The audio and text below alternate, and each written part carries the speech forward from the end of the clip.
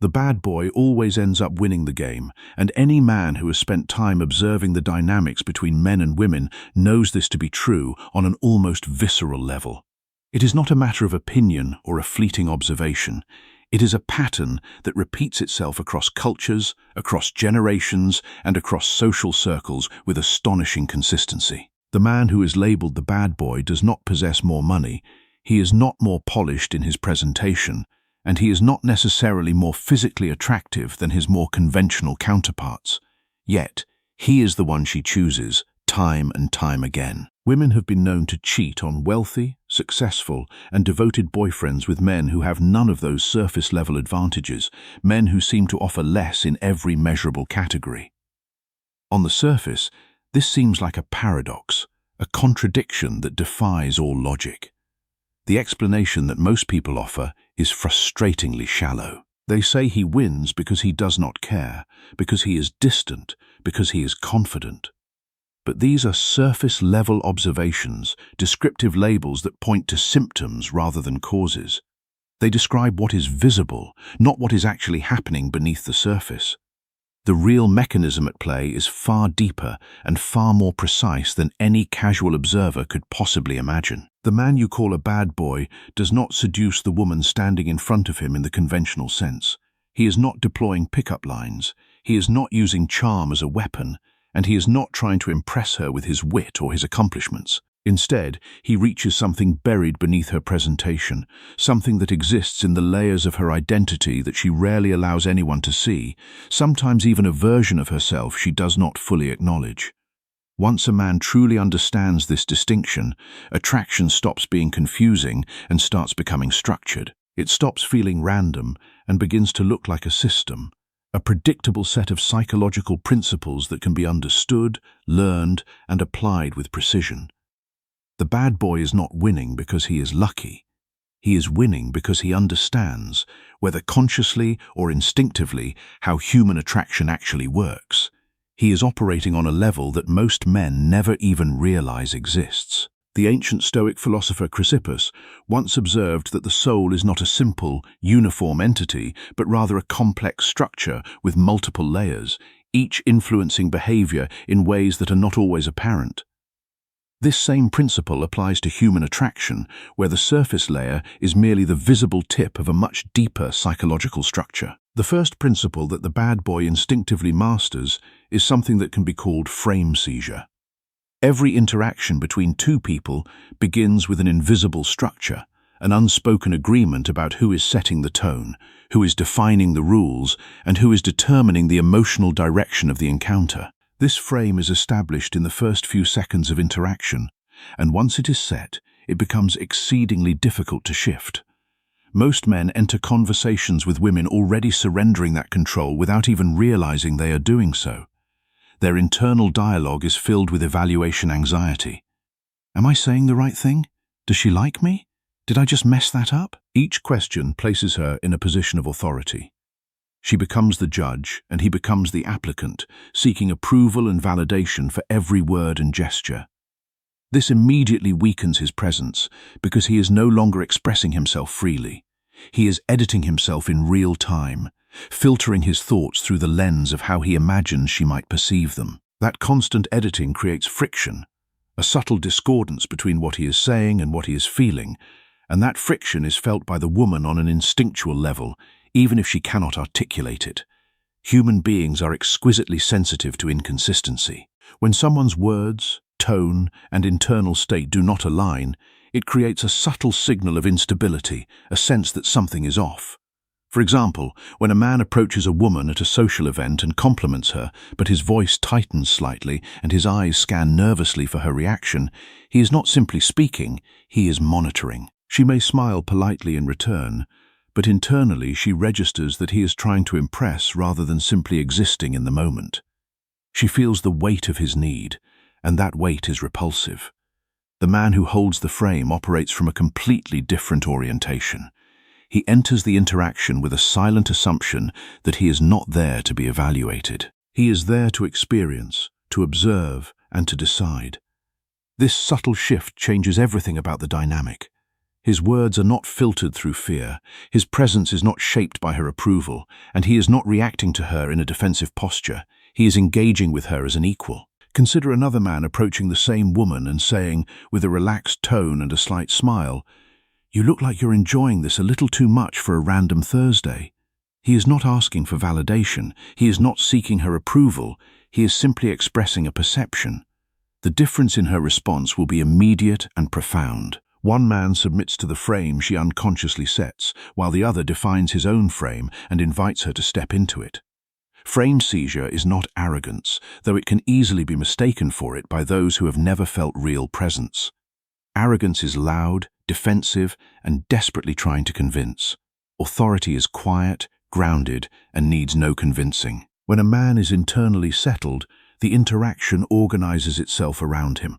The room adjusts to his presence rather than the other way around. He is not trying to win her.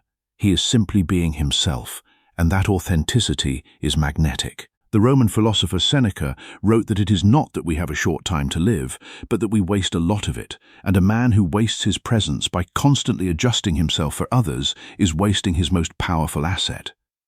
The second principle is what can be called identity seduction. Every person operates with multiple layers of identity. There is the external version, the one shaped by social expectations, habits, and learned behavior.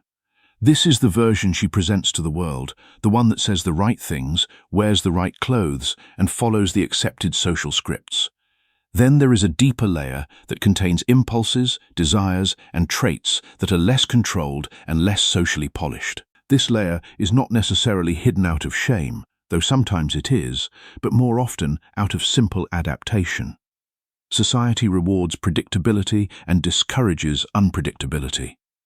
Over time, people learn which parts of themselves are acceptable and which are better left unexpressed, buried beneath the surface of their everyday presentation. Most interactions between men and women happen at this surface level. Compliments are directed at appearance, at achievements, at personality traits that are already visible and socially approved. This creates familiarity, a sense of comfort, but it does not create intensity. The connection remains safe, predictable, and ultimately limited because it never touches the deeper layers that hold genuine emotional charge. When a man tells a woman, "You're really smart and driven," he is reinforcing her external identity. She has heard this before, many times, from many people. It is pleasant, but it is not transformative. It does not make her feel seen in a way that matters. The deeper layer responds differently. When someone recognizes something beneath the surface, something that most people miss, it creates a profound sense of being seen in a way that is rare and valuable. Not fully understood, because full understanding requires time, but noticed in a way that feels personal and specific. That recognition carries significant emotional weight because it tells her that he is paying attention to something beyond the obvious. Imagine a man saying to her, "You seem like someone who gets bored quickly but hides it well." This statement bypasses the surface completely. It suggests complexity. It implies there is more to her than what she is showing, and it invites her to step into that deeper identity. Whether the observation is entirely accurate is almost irrelevant. What matters is the orientation of the interaction. He is not interacting with her presentation, he is interacting with her potential. He treats her as someone who contains more than what is immediately visible, and that treatment creates curiosity and tension. Instead of asking the predictable, "What do you do?" he might say, "I don't think that's the most interesting thing about you." This simple shift moves the conversation away from predictable scripts and toward genuine exploration. When someone feels that a hidden part of them is being acknowledged without judgment, they begin to lean into that interaction. Not because they are being convinced, but because they are being allowed to exist more fully. The connection becomes less about attraction to the person and more about attraction to the version of themselves that emerges in that person's presence. He offers her a space where she can be more than she usually allows herself to be. The third principle is what can be termed the permission paradox. Human interaction often follows an unspoken exchange of approval where each person seeks signals that they are accepted before they act more boldly. This creates a loop of cautious behavior where each person waits for the other to validate them before proceeding. This loop slows the interaction, reduces its intensity, and often kills the spark of attraction before it has a chance to ignite. Most men operate within this loop, looking for signs of interest before escalating, testing the waters before committing to a direction. While this seems respectful on the surface, it often communicates uncertainty and a lack of confidence. When a man hesitates before suggesting they move to another location and asks indirectly, "Maybe we could go somewhere quieter if you want," the phrasing is tentative, it places the decision entirely on her, and it reveals his lack of certainty about what he wants. The paradox is that constant permission-seeking actually reduces perceived value. When someone appears willing to accept any outcome, it suggests they have no strong preferences of their own, and value, in any context, is fundamentally linked to selectivity. The man who breaks this pattern does not ignore boundaries, but he does not depend on approval to define his behavior. He operates from his own standards and expresses his desires directly. For example, he says, "Let's get out of here. This place is getting predictable." The statement is direct, it is an invitation rather than a request for validation, and she can accept or decline without the frame collapsing. This simple shift changes the entire dynamic. Instead of him trying to qualify himself to her, she begins to consider whether she fits into his world. The roles subtly reverse, and she finds herself wondering if she is interesting enough, if she is engaging enough, if she can hold his attention. Another example involves how he handles a half-engaged response. If she gives him a lukewarm reaction, he does not chase it. He might say, "You seem distracted. I'll let you fix that." Then he redirects his attention elsewhere. This communicates that his engagement is conditional, not guaranteed, and that he will not tolerate low-effort energy. The absence of need creates presence. When someone does not require approval, they become more compelling. Not because they are playing a role, but because they are anchored in their own perspective. The interaction becomes less about winning her and more about mutual selection. It becomes a genuine exchange rather than a performance. Epictetus once wrote that no man is free who is not master of himself, and the man who needs external permission is not free. The fourth principle is what can be called the controlled fracture. Strength without any visible vulnerability feels distant, unapproachable, and ultimately inhuman. Vulnerability without control, on the other hand, feels overwhelming, needy, and destabilizing. Attraction often exists in the delicate balance between these two extremes. Many men make the mistake of either hiding all weakness or revealing too much too quickly, and both approaches create significant imbalance. When a man presents himself as flawless, always composed, never affected by anything, he creates admiration but not emotional connection. There is nothing to relate to, no point of shared humanity that allows her to feel close to him. Another man, at the opposite extreme, shares detailed personal struggles early in the interaction, creating sympathy but shifting the dynamic into caretaking rather than attraction. The controlled fracture is something else entirely. It is a brief, contained glimpse of something real, something authentic, but it is not performed, not exaggerated, and not repeated. During a conversation, he might say, "There was a time I made decisions I wouldn't repeat now." He does not elaborate. He does not seek reassurance. He simply states it and moves forward. This creates intrigue. It suggests depth without demanding attention, and it signals that there is more beneath the surface, but it is not freely accessible. Or he might mention, "I don't trust easily, but I'm working on it." Then he shifts the topic. This reveals something personal while maintaining control over the interaction. The human mind naturally focuses on incomplete information. When something is hinted at but not fully explained, it creates curiosity, and that curiosity leads to emotional investment. The key is that the vulnerability is not used as a tool to gain sympathy or to manipulate her feelings. It is simply part of his reality, expressed without emphasis or self-pity. Because it is not emphasized, it becomes more significant. Over time, this creates a layered perception of him. He is not entirely predictable, but he is not chaotic. He is stable, but not fully transparent. This balance generates sustained interest because she never quite has him fully figured out. There is always something more to discover. The Stoic philosopher Hierocles wrote that we should conduct ourselves in life as we do in a wrestling match, not rigidly but with resilience, and the controlled fracture exemplifies this resilience. He is strong, but he is not brittle. He can be hurt, but he does not collapse. He has depth, but he does not drown in it. These four principles form a coherent structure that explains why the bad boy consistently wins. Frame seizure establishes control of the interaction from the very first moment. Identity seduction deepens the connection beyond surface-level engagement by touching something hidden and real. The permission paradox shifts the dynamic of validation so that he is not seeking her approval but offering his presence. The controlled fracture introduces depth without destabilizing the interaction, creating intrigue and sustained curiosity.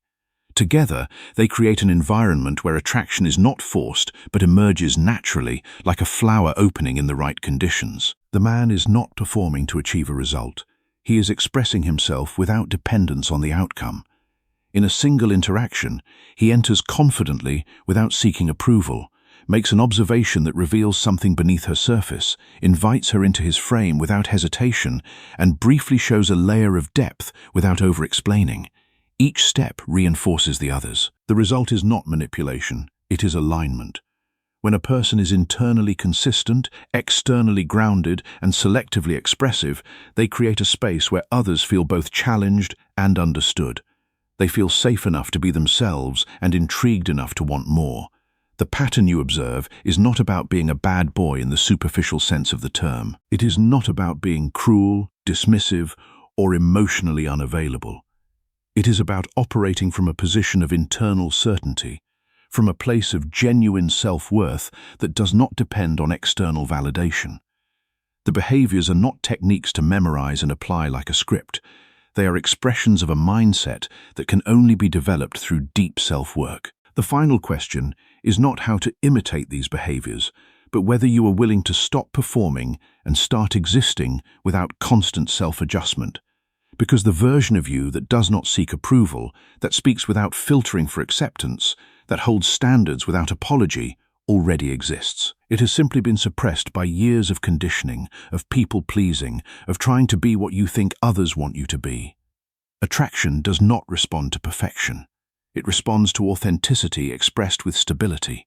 It responds to a man who is comfortable in his own presence, who does not need a woman to complete him, and who can stand in his truth without flinching. When that combination is present, the interaction transforms, not because something is added, but because something unnecessary is removed. The anxiety, the performance, the constant self-editing, all of it falls away, and what remains is a man who is simply present, grounded, and free. That freedom, as the Stoics understood, is the only goal worth pursuing. And that freedom, more than any technique or strategy, is what makes a man truly irresistible.